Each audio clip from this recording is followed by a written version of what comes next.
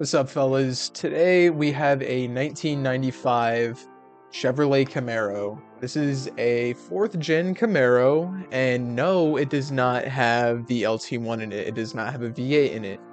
Yeah, you heard me right. This is a V6 1995 Camaro. Nothing fun at all. And you might be asking, why would you even bother saving this piece of shit from the junkyard? Like, what is even redeeming about it? And that's kind of like the whole purpose of this. Nobody cares about this car but me. And it's kind of like my whole personality with cars is reviving or saving these pieces of junk that nobody cares about, and turning them into something that turns heads, turning them into something that people actually care about. And so let me tell you the story behind this actual car, So about a year ago, I bought this car from someone on Facebook saying that it needed a new head gasket. Oh yeah, that's why. And it turns out the car actually dropped a valve and the engine was destroyed. It was done. The block was scored and it was not in good shape at all. It was trash. And a few months later, after a long search, I was looking for V8s. I was going to do a V8 swap into it, but this was in the beginning of 2022, and I couldn't find any reasonable candidate that they made a lot of kits for, like the LT1 4th gen swap or the LS 4th gen swap. So I decided to swap in the same engine, the same L32 3.4 liter engine, right? And so I got the engine. I went up about 2.5 hours away, and I pulled an engine out of this guy's car in his front yard.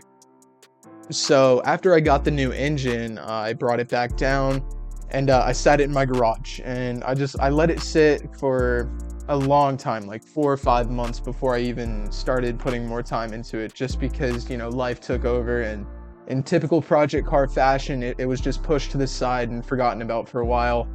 And when I started to actually take the time and start putting some more effort into rebuilding it and actually turning it from a bucket of parts into a car, the engine was seized.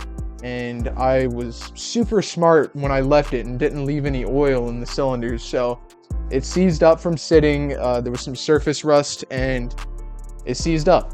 And I didn't bother to check to see if the engine still turned over when I was ready to start working on it again and put the engine back in the car. So I put the seized engine back in, and of course it did not turn over. It didn't start. There was just a clunk from the starter.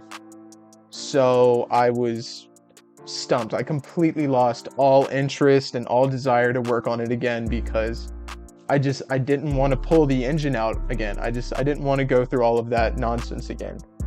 So I let it sit some more. But there's one thing about me with these cars. I can't junk them. I can't just throw them away. They mean too much to me, and that's kind of a personality flaw, because I end up getting into these projects that just take so much time and money. They're completely unreasonable to the average person. They make no sense. But basically what you're going to be watching me do is drop the whole powertrain again. And powertrain wise, I don't know if I'm just going to rebuild the current L32 that's in there, or I don't know what I'm going to do. It still has the 4L60, but I don't know if I'm going to swap in an LT1 like I originally planned, or maybe an LS. It really just depends what's in the area and what the wallet can handle, if you know what I mean. But at the end of the day, slow is a lot better than stationary, and I would rather see this thing driving back on the road than tossing it to the trash can. So no matter what goes into it, if it's just the same V6 or if it's a built motor, I'm taking it as a win. And I hope that y'all actually have some interest in seeing this little car get back on the road. And if you do, make sure to stay tuned for the series, because if this does pretty well, or if I enjoy making it, then I'm going to add some more videos to the series. So this video is basically just going to be dropping the powertrain that's already in there. The kind of flaw with these Firebirds and Camaros is that there's not really a lot of room to work with towards the back where the transmission mounts to the block. So it's a little bit less of a headache to go ahead and just drop the whole crossmember.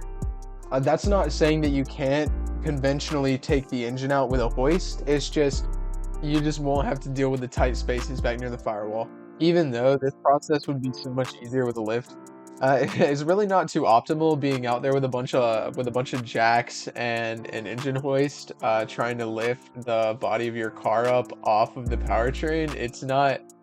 It's kind of shoddy. It's a little bit of a shoddy method, but I mean, if it works, it works, and it's not super complicated. It's just, if you're doing this yourself, make sure that you're being safe with it. Don't get under a car that's just held up with an engine hoist. Never ever do that.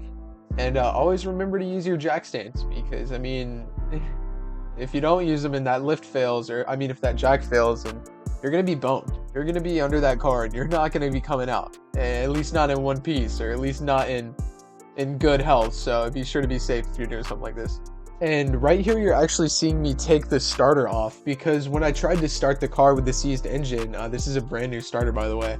The pinion of the starter actually completely snapped off, and it's just freely moving right there. So that's one reason why you should never use cheap Chinese parts, and it's also another reason to not try to start your car if your engine's seized. Even though, I mean, a broken starter with a seized engine is usually the last of your worries.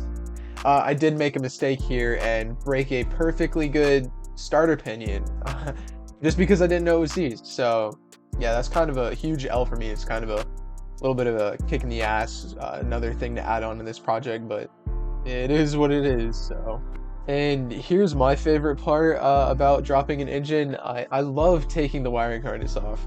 Like, there's just something about seeing this massive wiring just coming out of the vehicle that's super satisfying to me. I don't know, it might be weird for that. A lot of people usually hate doing wiring work, but I mean, for me, I think it's satisfying. So after the harness was disconnected, I'm just double checking everything before I put it on the floor. And if you're doing like a head gasket or head work on these engines in these 4th gens, and you don't want to deal with completely removing the cross member and putting it somewhere else, or if you have like space constraints or something like that, you can just drop the cross member just a little bit, so you can get access to the upper intake manifold in the top half of the engine pretty easily. So that's totally a valid method. If you're not trying to just completely remove everything and put it elsewhere, you can totally do it like that. So here's the last thing we're removing. We're just removing the drive shaft, the shift cable, and this bar that I think stabilizes the rear diff to the transmission and make sure the drive shaft doesn't walk anywhere while it's in operation. And we're just taking these things out, and it'll be ready to drop finally. So here's where we're at now. I didn't really do that good of a job documenting the entire process of dropping this engine because, in my opinion, I really wouldn't want to sit through someone dropping an engine like that. And also, it was really cramped in there, so it was kind of hard to get angles other than this right here where it's kind of outside the garage facing in. But when I'm doing work on the new powertrain, I'm definitely going to record it a lot better. I'll have a whole area cleared out in the garage that I can set up a tripod and have a nice view of the engine being rebuilt. And also, I think rebuilding an engine is a lot more interesting than watching someone drop a cross member. But the real purpose of this video is to kind of introduce myself and the project that I'm working on and kind of see if there's actually an audience that's interested in seeing the revival of this thing.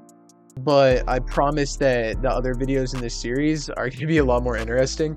I'm probably going to ditch this like later recording over the video footage, and I think I'm just going to do like live audio. Because it's a little bit easier doing that, and it's a little bit more interesting. It's kind of presentation-y doing it like this with the After Effects audio and stuff like that. So I'm gonna definitely work on my video styles, but totally leave any criticism that you have for anything in this video down in the comments. You know, I can always grow, and I know that these videos, these videos that I'm making aren't gonna be perfect, but I will try my hardest to make them as easy on the eyes as possible. But yeah, I hope you guys enjoyed, and I'm just gonna toss in a short video at the end of me dropping the car on jack stands, and I think I'm gonna cut it there. Alright, thanks guys for watching, and I appreciate it.